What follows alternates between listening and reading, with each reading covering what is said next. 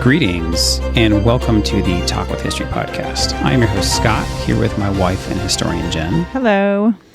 On this podcast, we talk about history's continuing impact on us and our personal journey through YouTube as we continue to explore, record, and share our history walks with you. Now, I'm going to guess that you, the listener, have probably seen Indiana Jones and the Last Crusade. And if you haven't, don't worry, no spoilers here today. But for those who have, you probably remember that in the movie, there's a classic scene where Indiana and his father board a Zeppelin that's flying out of Germany as they try to escape the Nazis. But did you know that America had actually hoped for something similar, but never quite got there for some all too real reasons that we're going to talk about in today's podcast? So Jen, what are we talking about today? Today, we're going to talk about the airship disaster Roma. Okay. So the Roma was an airship that America purchased from Italy. It was built in Italy, and it took a maiden voyage. I think the American ambassador took that maiden voyage to kind of test it out before it was purchased. Now, an airship is basically kind of like a Zeppelin, just a little different. We talk about this in the video. Yeah, so we can talk about that after I give a little. Okay. So the airship Roma.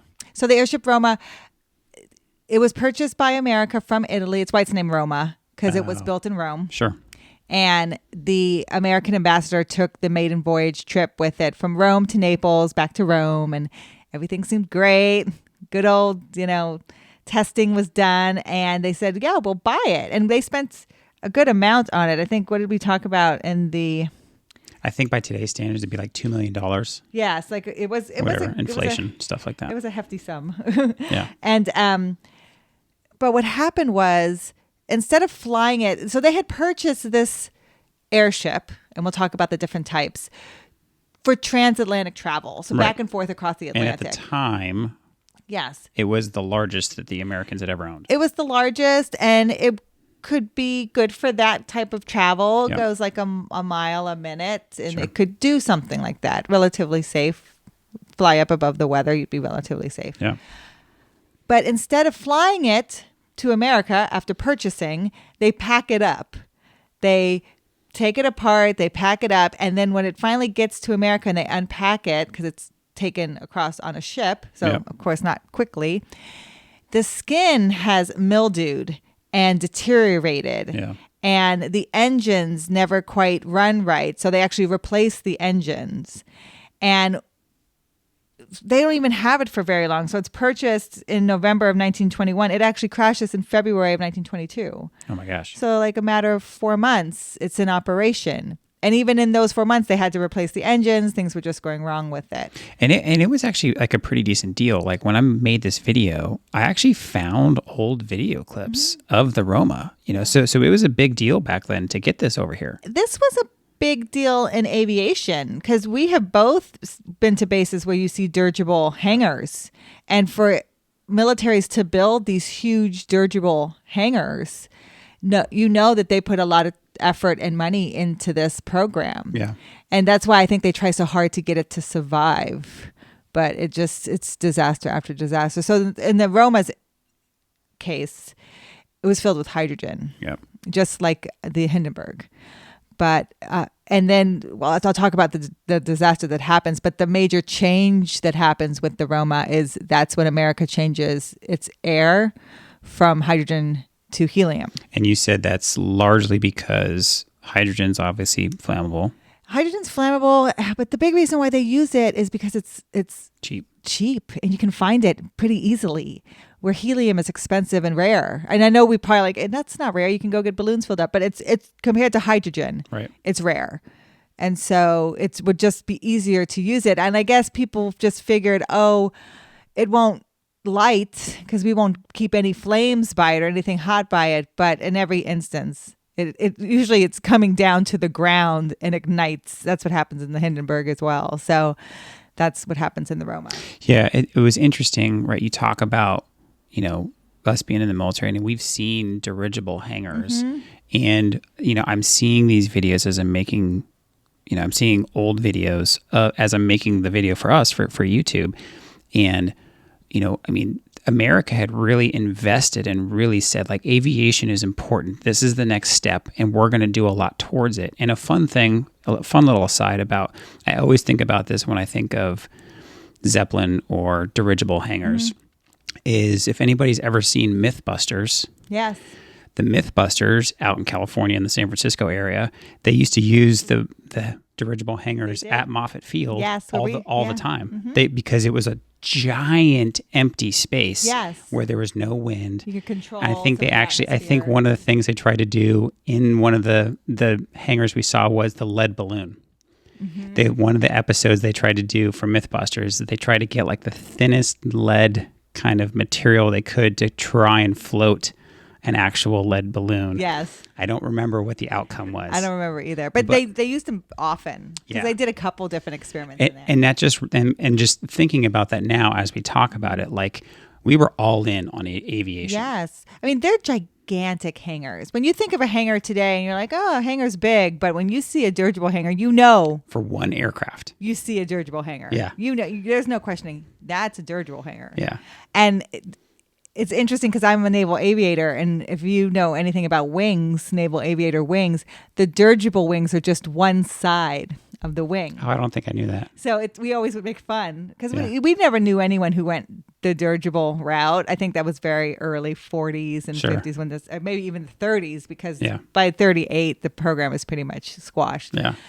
So when they came out with that wing, but to come out with its own specific wing, that's cool. Lets you know how much military was invested in that. Yeah. Yeah. No, it was just kind of an interesting one. The more I kind of dug into it, the more I realized like this had a ton of national attention. It did. And honestly, so we talk about von Zeppelin, who developed the idea in 1900.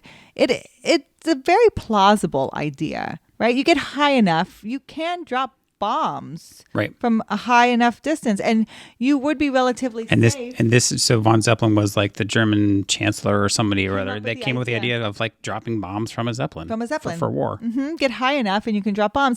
And there really isn't anything at the time on the ground that someone could do to stop you. Right? There wasn't anything they could fire from the ground at that time. What was remind me when like some of the earliest dirigibles and airships were? Well, that's when they were. I'd say from 1900 to 1938. Okay, when the Hindenburg crashed. Like the early 1900s. Okay, yes, that's when I thought it wasn't even until the 20s. No, so it was longer than that. It's all over. Again, there's prototypes. Sure. And things like that. Yeah. We would talk about the different types of dirigibles. So yes. And I had fun with that. Yes. Right. In the video, So if you see the video, you'll understand what we're talking about. A lot of fun with that. But there's three different basic types. Basic types, and it all comes down to frame. Right. So a rigid Zeppelin dirigible has a rigid frame. And is that what the Hindenburg was? Exactly. So when you see the Hindenburg crash and you see the skin basically flame out, and you see the frame on fire, and then it falls and then it collapses, you see the frame, you see the square of the frame. That is a Zeppelin. It's a full framed airship, which means the skin is lying on that frame and then the air is filling up inside. Yeah, and we have that clip in our video. So the frame holds the shape. Now, semi-rigid is what the Roma was. And that means the keel, or just the bottom, is rigid, so hard. And then you can attach like where people stay and things like that, the coach or whatever. Like in Indiana Jones. Yeah, you could attach that to the rigid bottom. But the top and the shape is basically different kind of balloons or bladders inside the skin. Yeah, so it's not necessarily like uniform and smooth. Yes. Right. But it makes it look smooth. Yeah. It's not, I wouldn't say the skin is where the air is against. You have different bladders inside there that are holding the air. Okay. So it gives it more stability and strength. Yeah. But there's nothing rigid. Yeah. Right. And so then a blimp, like the Goodwill blimp, is all just a bladder. But again, different bladders inside. Minus like the control bottom part. Yes, which is it's just attached again to the skin. But again, you're keeping different bladders inside of it to again give it more stability. So it's not just the skin, helium in the skin, Right. and that's it. You poke a hole and that's it. No, It starts leaking out. Yeah. You just get like a little balloon. No. Just swirling around to the ground. They keep different like balloons inside of it to give it more stability. I don't think I ever actually knew that. I think in my brain, I just thought like it's one giant balloon. I never honestly really thought about it that much. No, I think you can control filling it up and things like that. And you probably can control leaks in that regard as well. So it makes more sense. But those are the three different types of airships. So when like we talk about Randy in Christmas Story, who gets the Zeppelin, and he's all excited. Wow, it's a Zeppelin. Yeah. So it's the rigid, and that's exactly what the Hindenburg is. And I think if you ever see that crashing video, it does a really good job of showing you what the frame is. I mean, one, it's in our video. If you go and look it up, if you're listening, you can watch it in our video, or you can just Google, the Hindenburg crash. And people have actually like colorized the video, and they've made it HD and this, that, and the other, and as much as you can for a video from 1937. Yes, which is pretty amazing. Yeah, you see people running away and looking. Yeah, it's pretty amazing. So the Roma was meant to hold 100 people. Oh, that's a lot. So just like in Indiana Jones, sure. right? It's supposed to be transatlantic flight, so somewhat comfortable flying, right? And now, I think if I remember right, in Indiana Jones, they had like airplanes that dropped out of the bottom. Did they ever actually have something like that? So I think the USS Macon, which I think was the biggest. Which someone actually corrected us. Yes, it's the biggest airship that was ever owned by the United States. Right. Was made to be an aircraft carrier. Okay. That was its purpose. So just like in the movie Indiana Jones, if anybody's watched it, right, think about that scene where they're trying to escape. Right? They were escaping out of Germany in the Zeppelin, and then all of a sudden they realized they were caught. So they go down to wherever the hangar bay is, we'll call it that, and they drop into an airplane and escape by dropping out of an airplane out of a Zeppelin. Yes. But the Macon, like most airships in America, met its demise off the coast of San Francisco. Yeah. But it didn't have as many casualties. I think it only had 2 casualties. I think at the time because they had just issued life jackets to everybody, and it was relatively warm, and it crashed. It was relatively controlled crash. Yeah, I think there was 2 corrections that we had to make. So the Macon was the largest. The largest. And the largest disaster was the Akron. That's right. And that happened in New Jersey, just like the Hindenburg. Yep. And I think that was in the upper numbers of the 60s that people had died. Yeah. Another military. I think it might have even been like in the 70s or something like that. Yeah, so 70-something people. Because on the Roma, you have 34 casualties. 9 people will survive, but 34 people will die. But this was the first. So this is 1922. The Akron, I think, will be in the 1930s. I also think the Macon is in the 1930s. Yeah, so this is like the first. Yeah, well, and at the time, again, this was the largest one. We had just brought it over from overseas, and this, that, and the other. We're trying to push the envelope with aviation and all that stuff. And here it is, like 4 months, and they're making video of it, right? So this is video that's 15 years before the Hindenburg. Tons of video, and they're showing. So basically, what fails on the Roma is that rudder box, and they're showing close up footage. It's pretty. I was actually pretty surprised that I was able to find on YouTube such clear video. So you can see this box. It looks basically like you would imagine, just a rudimentary box. But this is how you're controlling the airship, and that fails. It basically goes sideways. Yep, and it just takes a nosedive. And people were just watching this, and it happens right at the Norfolk base, which is now the Norfolk International Terminal, where all the shipping comes in and out of. Yep. And it hits telephone lines before it hits the ground. It's those telephone lines that ignite the hydrogen. And then it takes like 5 hours to put the fire out.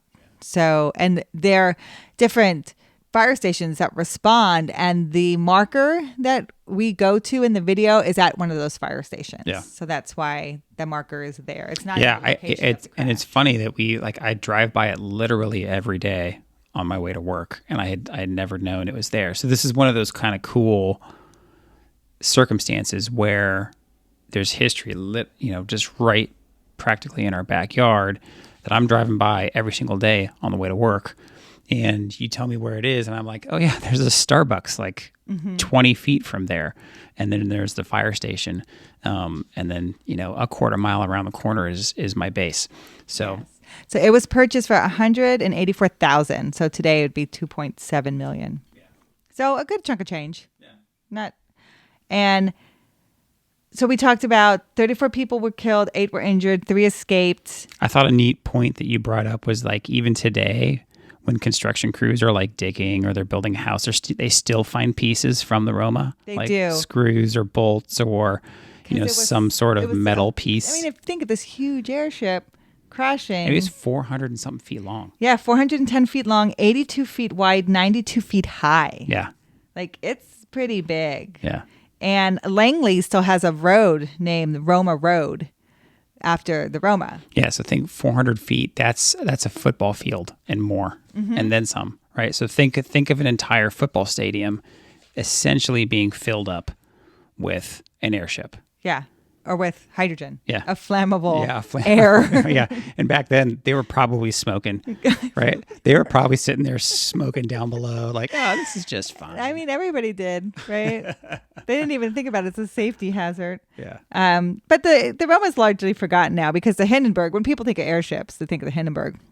And after that Hindenburg crashes, I mean, people just lose their confidence. Well, because it's so clearly caught on camera. I think that's really what it is, right? And we see that throughout history, right? Whether it's Vietnam in the 70s and stuff like that. So this was such a clear shot, right? Yes. Even by today's standards. I mean, it was like center frame. It goes corner down, so you're seeing the whole thing, and it's just up in flames, and you just see the skin just disappear in flame, and then it just like this metal frame just melts. And I think it's at night. Yes. So it makes it look even more. Yeah, it's just way over the top. So talk about, especially back then. Yes. Like sensational. Holy cow. And so doing this video made me think of where I've heard these words for like Led Zeppelin. Right. So I love Led Zeppelin. So where did they come up with that name? Like, is that an unflyable airship? Yeah. And then I thought of Red Hot Chili Peppers, Come and Fly My Zephyr. Mm-hmm. And that is also like a Zeppelin. Yeah. So if we think of airships as something fun and exciting, we think about them now, they get around the world in 80 days or something. They have those types of airships. We like to romanticize. Mm-hmm. We like to romanticize, but like at the time, it's interesting that America had the Roma disaster, which was a pretty big news. And so we switched from hydrogen to helium. Yes. But the Germans, I mean, the Zeppelin, the Hindenburg was German, right? So they obviously, and that was in 1937. So this was 15 years later. They didn't change. They were sticking with it. Mm-hmm. And then I'm sure they probably changed their mind, after that one. This was just kind of such an interesting one. It's super, super niche. And so I don't know how well this particular video, to be perfectly honest, will ever really do. It's not going to be a high view video, but it's super interesting. It's super interesting. And it's a part of aviation that it gets explored, and it's cool. Like I said, you'll know when you see a dirigible hangar. And I don't think this was a question on Trivial Pursuit that you and I both got because we had just been to the Empire State Building. But the Empire State Building is a mast for dirigibles. Yes. They built it for that. And they actually, I think... Because they can tether off of it. Yes. I think they actually did it one time. Yeah.